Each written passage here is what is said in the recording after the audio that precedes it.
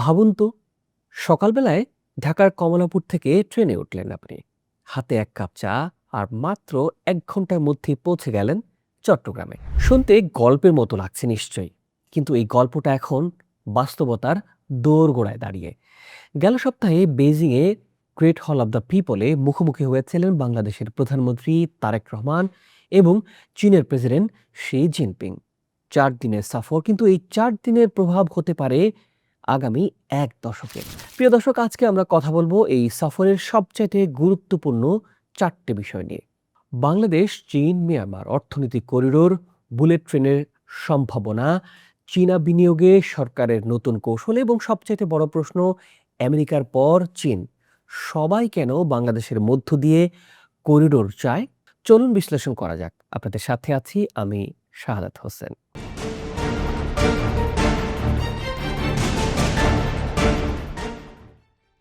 Beijing বাংলাদেশকে একটি বড় প্রস্তাব দিয়েছে। বাংলাদেশ থেকে মিয়ানমার হয়ে সরাসরি চীন পর্যন্ত একটি অর্থনৈতিক করিডোর। রুটটা হবে ঠিক এইভাবে: চীনের ইউনান প্রদেশের রাজধানী কুনমিং থেকে শুরু, তারপর মিয়ানমারের মান্দালয়, সেখান থেকে দুটো শাখা, একটি যাবে ইয়াঙ্গুনে, আরও একটি রাখাইনের কিয়াকফিউ গভীর সমুদ্র বন্দরে। আর সেখান থেকে সড়ক ও রেলপথে সংযুক্ত হবে বাংলাদেশের চট্টগ্রাম আর কক্সবাজার।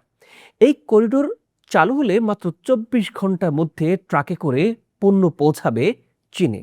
এখন প্রশ্ন হলো, এই ধারণাটা কি একেবারেই নতুন? না, প্রায় ১.৫ দশক আগে বিসিআইএম মানে Bangladesh, China, India, Myanmar economic করিডোরের কথা উঠেছিল। ভারত ছিল সেই আলোচনায়, কিন্তু বেল্ট অ্যান্ড রোড নিয়ে ভারতের আপত্তির কারণে এই পুরো প্রকল্পটাই থেমে গিয়েছিল। এবার ভারতকে বাদ দিয়েই নতুন করে সামনে এসেছে এই প্রকল্পটি। আর তাই ভারতীয় গণমাধ্যম এই সফরকে শুধু দ্বিপক্ষীয় সফর হিসেবেই দেখেনি, বরং দক্ষিণ এশিয়ার কৌশলগত ভারসাম্যে সম্ভাব্য পরিবর্তনের ইঙ্গিত হিসেবেই তারা ব্যাখ্যা করছে। এখানে আসলে বাংলাদেশের লাভটা কোথায়? চট্টগ্রাম আর মোংলা বন্দর হয়ে উঠতে পারে আঞ্চলিক ট্রানজিট হাব। বিদেশি বিনিয়োগ, লজিস্টিক, শিল্প খাতে আসতে পারে নতুন সুযোগের। এখানে একটা বিষয় আগেই পরিষ্কার করে নেওয়া দরকার। বাংলাদেশে বুলেট ট্রেন চালুর কোনো চূড়ান্ত সিদ্ধান্ত বা অনুমোদিত প্রকল্প এখনও নেই, তবে হাই স্পিড রেল নিয়ে নতুন করে আলোচনাও শুরু হয়েছে এবং সেটা অত্যন্ত গুরুত্বপূর্ণ। হাই স্পিড রেল মানে সাধারণ ট্রেন নয়, ঘন্টায় ২৫০ থেকে ৩৫০ কিলোমিটার গতি, আলাদা ট্র্যাক, অত্যাধুনিক সিগন্যালিং, শক্তিশালী বিদ্যুৎ অবকাঠামো। এই প্রযুক্তিতে বিশ্বের সেরা উদাহরণ হলো চীন। মাত্র ২ দশকে তারা পৃথিবীর দীর্ঘতম হাই স্পিড রেল নেটওয়ার্ক গড়ে তুলেছে। বেইজিং থেকে সাংহাই কয়েক ঘন্টার পথ, দালিয়ান থেকে বেইজিং প্রায় ৮৫০ কিলোমিটার। সে পথেই বাংলাদেশের প্রধানমন্ত্রীকে হাই স্পিড ট্রেনে নিয়ে গেছে চীন। বাংলাদেশের জন্য সবচেয়ে বেশি আলোচনায় আসছে ঢাকা চট্টগ্রাম করিডোর। কারণটা স্পষ্ট, দেশের সবচেয়ে ব্যস্ত অর্থনৈতিক রুট এটি। দীর্ঘমেয়াদে ঢাকা রাজশাহী, ঢাকা খুলনা, এমনকি ঢাকা পঞ্চগড় রুটেরও কথাও আলোচনায় আছে। কিন্তু সবচেয়ে বড় প্রশ্ন হলো অর্থায়ন।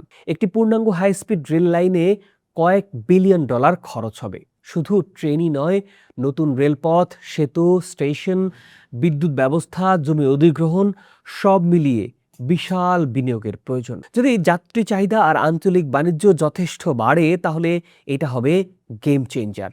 আর যদি না বাড়ে, তাহলে এই বিশাল ঋণ রাষ্ট্রের জন্য দীর্ঘমেয়াদী বোঝা হয়ে দাঁড়াবে। সারা বিশ্বে যত উৎপাদন হয় তার ১/৩ হয় চীনে। এখন সেই কারখানাগুলোর একটি অংশ ধীরে ধীরে অন্য দেশে সরে যাচ্ছে। প্রশ্ন হলো, সেই গন্তব্যের তালিকায় বাংলাদেশ আছে কিনা? চীনের সাথে বাংলাদেশের সম্পর্কে এবার বড় একটা পরিবর্তন আনছে সরকার। আগের নীতি ছিল ঋণ নিয়ে অবকাঠামো তৈরি করো, এবারের নীতি সরাসরি বিদেশি বিনিয়োগ আনো। বর্তমানে বাংলাদেশে চীনের মোট ঋণ প্রায় $৬.২ বিলিয়ন। কিন্তু এবার সরকার চাইছে চীনা কোম্পানি নিজেরা কারখানা বানাক, মানুষ নিয়োগ দিক, প্রযুক্তি আনুক তারা। এই লক্ষ্যেই চট্টগ্রামের আনোয়ারাতে গড়ে উঠছে Chinese economic and industrial zone. প্রায় ৪,১৮৯ কোটি টাকার অবকাঠামো প্রকল্প এরই মধ্যে অনুমোদিত হয়ে গেছে। আর মোংলা বন্দরের পাশে ১১০ একর জমিতে অর্থনৈতিক অঞ্চল গড়ার চুক্তিও হয়েছে। উল্লেখযোগ্য বিষয় হলো এই জমিটি আগে ভারতের জন্য বরাদ্দ করা ছিল। প্রধানমন্ত্রী তারেক রহমান চীনা ব্যবসায়ীদের সরাসরি চ্যালেঞ্জ দিয়েছেন, ১৮ মাসের মধ্যে আনোয়ারায় প্রথম কারখানা চালু করতে হবে এবং তারা সেই চ্যালেঞ্জ গ্রহণও করেছে। যদি চীনের শিল্পের একটি অংশ বাংলাদেশে আসে, লাখো কর্মসংস্থান, প্রযুক্তি হস্তান্তর আর রপ্তানি বাণিজ্যে নতুন দিগন্ত খুলে যাবে। প্রিয় দর্শক, বাংলাদেশের মানচিত্রের দিকে একটু তাকান। একদিকে বঙ্গোপসাগর, অন্যদিকে ভারত, আর সেই ভারতের ওপারে চীন, নেপাল, ভুটান। এই ছোট্ট দেশটি আসলে দক্ষিণ এশিয়া আর দক্ষিণ পূর্ব এশিয়ার সংযোগস্থলে দাঁড়িয়ে আছে। এটাই বাংলাদেশের সবচাইতে বড় ভৌগোলিক সম্পদ। আমেরিকা চায় ইন্দো প্যাসিফিক কৌশলের অংশ হিসেবে বাংলাদেশকে নিজের বলয়ে রাখতে। মিয়ানমারের রাখাইনে সাহায্য পৌঁছানোর নামে মানবিক করিডোর চায়।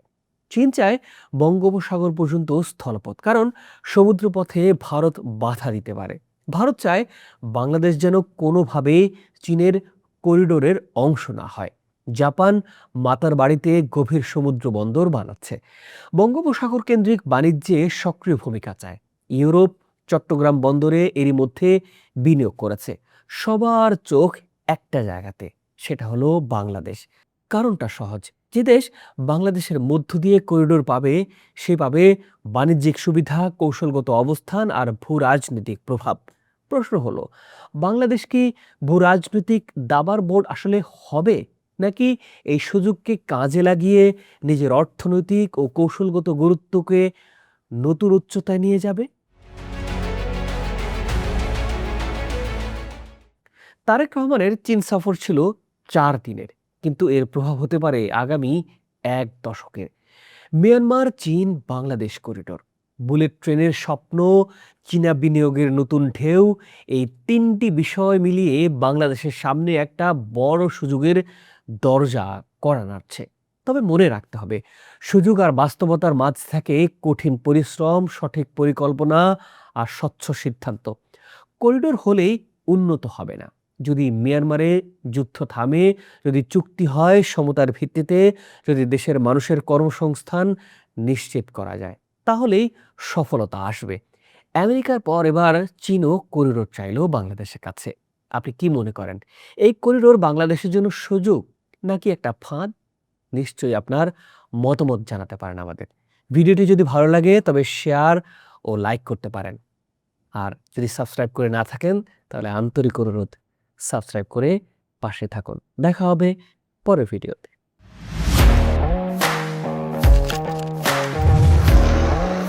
প্রফেশনাল স্টুডিও খুঁজছেন? ঢাকার প্রাইম লোকেশন নয়াপল্টনে দেশ সমাচার স্টুডিও